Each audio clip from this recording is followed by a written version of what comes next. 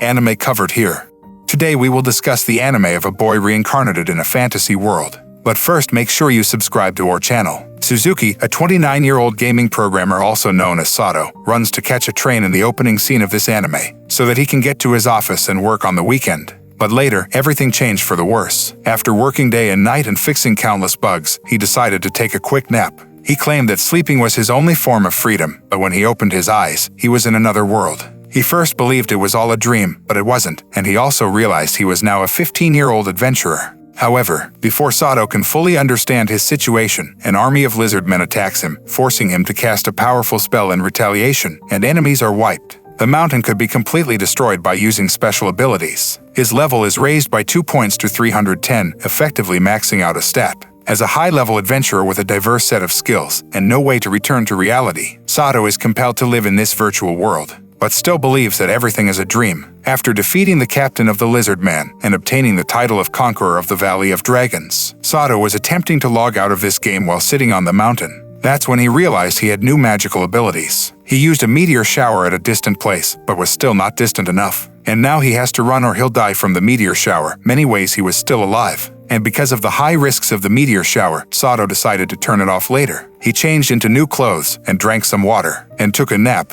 After the adventures in first episode, Sato saw a group of people fighting with a dragon. Their level was low and all of them were having a hard time defeating him. Seeing this, Sato jumped into the battlefield to save a girl and took her to a safe place. The girl thanked him for saving her life, and then they both introduced themselves. Out of nowhere, 2 girls attacked Sato thinking he kidnapped their friend. Xena told them to calm down, and also that Sato saved her life later. They all get along and Sato got an idea of city and its traditions. Sato gets a room for his stay and says goodbye to Xena and her friends. Later, he gets his paperwork done and gets a visa for the city. That was valid only for 10 days. Sato booked a place for a stay and learned about the demon lord from the innkeeper after eating his meals. Sato, along with Martha, went to Avenue to get general items such as clothes and other stuff in the market. He met 2 demi-humans and saved them from bullying. Then he bought some hair clips for Martha as a thank you gift, but we all know our main character is trying to win her heart. Both of them returned home after shopping for a few more things, and Sato then ate a delicious lunch recommended by Martha. But when he went to sleep, he realized he ate too much. Xena meets Sato and tells him that she has no work today, so she wants to show Sato the beauty of this city. Sato smiled, then agreed to go with her. After buying patties, both of them sat in front of the fountain and enjoyed their treat. Xena showed everything to Sato when they ate almost every kind of food.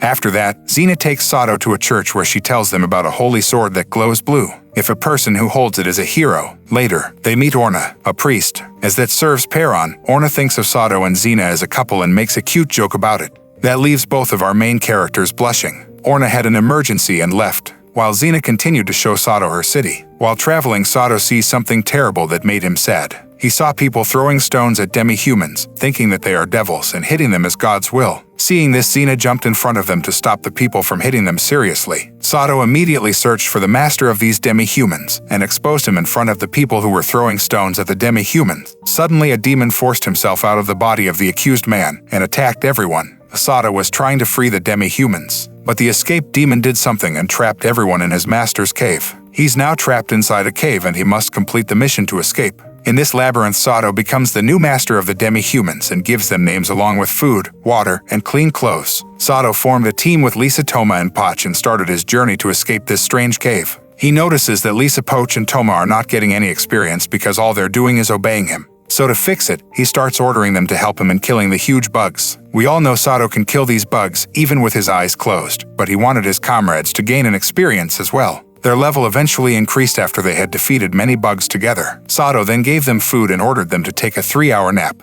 They all become more devoted to Sato as he proceeded to teach skills to them. After walking for a while and killing lots of monsters, a level 40 undead beast appeared and Sato was the only one who could defeat him. He is level 310 after all. After defeating the monster, he saved some people and gave Lisa, Toma, and Poi orders to protect everyone from those strange slime-like monsters. Meanwhile, Sato finds Xena and rescues her immediately. A group of soldiers found a treasure box. When they opened it, the demon who trapped everybody in this cave came out. Everyone tried to kill him, but in vain. And on top of that, he summoned the demon lord, his master. And now the only person who can save everyone is Sato. Sato makes his appearance and sliced the demon lord with this sword and saved everyone. Lisa, Tama, and Poch became the official slaves of Sato and everything is now perfect. Arisa, along with Lulu, is presented to Sato as a slave, and Sato's confused about whether he should keep them as slaves or not. Sato ends up signing a contract and getting Arisa and Lulu as slaves. Now he has 5 slaves. After a short introduction to each other, they all return back to the inn. As they were on their way back, Sato realized everyone was hungry and decided to treat everyone to delicious food.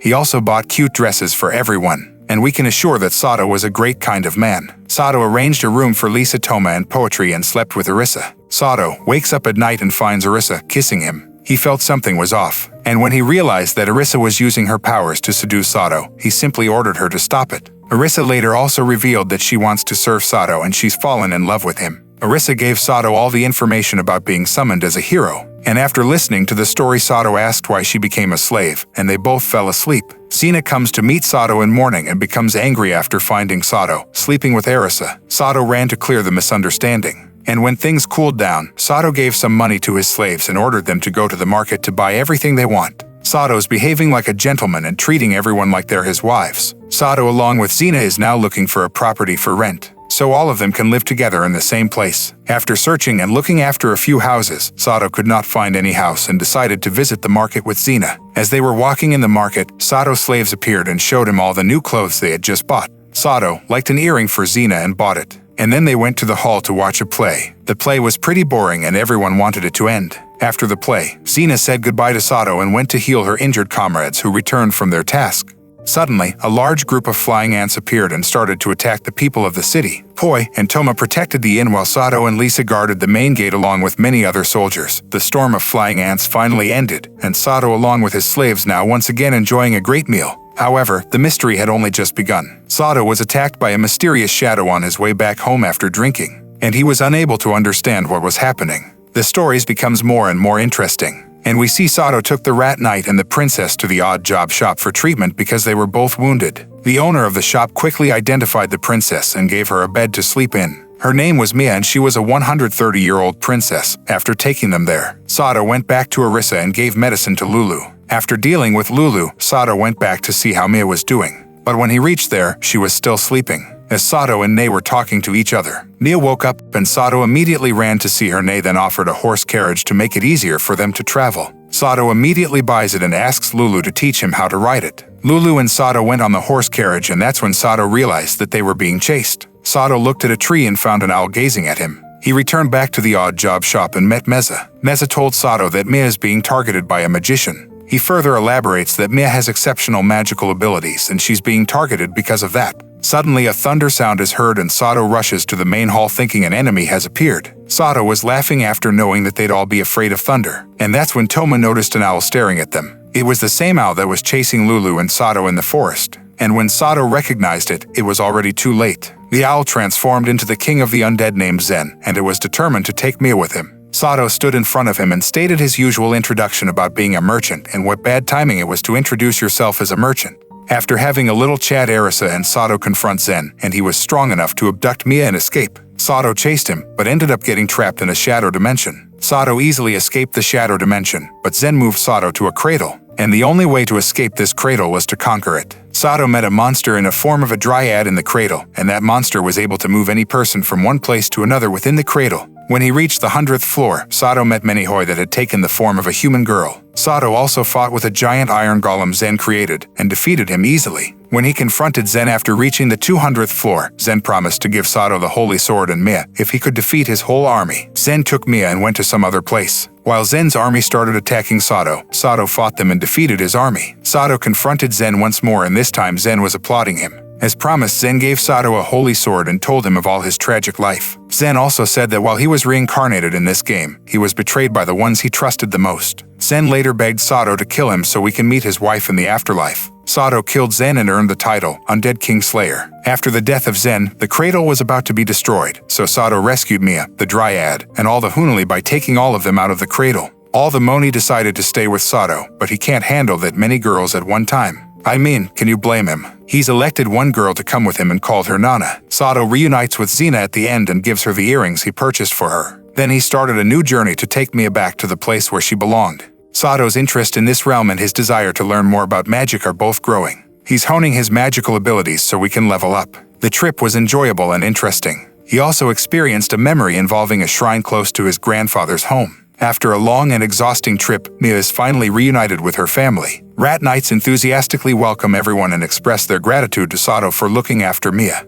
Moving forward in the anime, Sato looked into spells throughout the journey and asked Mia to test them out. She agreed and successfully mastered the bubble wash spells and cleaned everyone, except for our curious Sato, who continued acquiring new titles and conducting new experiments. The following day, Sato went to an alchemy store to buy an elixir for some potion. But sadly, someone else had purchased all the magic scrolls from the store before him, so he must now make a direct purchase. Sato disguises himself that evening and purchases the scrolls from the same shop. Sato's obsession with these magical scrolls was solely motivated by his desire to develop his own abilities. Curious to discover the secrets of another side of the forest, Sato crosses the barrier and is attacked by the soldiers. He then met Witch, who asks Sato to come to her house. She then teaches Sato a recipe to make a magic potion on the condition that he must deliver a letter to the city leader named Barons. Then he returned back to his home and got scolded by Arisa for coming home late. The next morning, Sato sees the witch's apprentice getting chased by a group of bandits and immediately runs to help her. There are currently just 120 bottles remaining after two mysterious persons smashed the cart that was carrying the potion bottles. Barons is a cruel man and demands 300 bottles as agreed. Sato takes up the responsibility to make the missing bottles. As per the agreement, Sato asked Lisa, Tama, Poch, Lulu and Nana to help him make the vials and ordered Arisa to help Ananiana. Sato first did some study to make the vials dry immediately, and then tried to make a healing potion based on the knowledge which had told him. We all know Sato was good at everything, and he managed to complete the 300 bottles of potion before sunset. But things aren't just getting started. The Band-Aids attacked once again and destroyed everything. Sato already knew that something like this would happen, so he hid the potions before the Band-Aids could destroy them. Sato once again visited the office of Barons, and he ordered Sato to leave the city immediately as he could never fulfill the order of supplying 300 bottles of healing potion. But we're talking about Sato, and this man can literally do anything. He managed to deliver the potions before sunset, but Barons refused to sign the delivery note. That's when Count Quena entered the office and said, "I shall sign it for you." The witch exposed Baron's terrible acts, leading Count Quena to dismiss him. Barons became furious upon hearing this and attacked Quena. Both of them were fighting fiercely until Sato came in and stopped Quena from killing Birkins. Then Sato proposed that Birkins should be imprisoned rather than executed. After taking charge of the situation and making everyone happy, Sato wrote a letter to Xena in which he detailed everything that had occurred throughout his travels. Sato, along with his crew, continued their journey, and our anime season 1 ends here. That brings us to the end of the video. If you liked what you saw, please subscribe to the channel because I'll be uploading a lot more videos like this. Anime link is in description. So hopefully I'll see you at the next one. Peace out.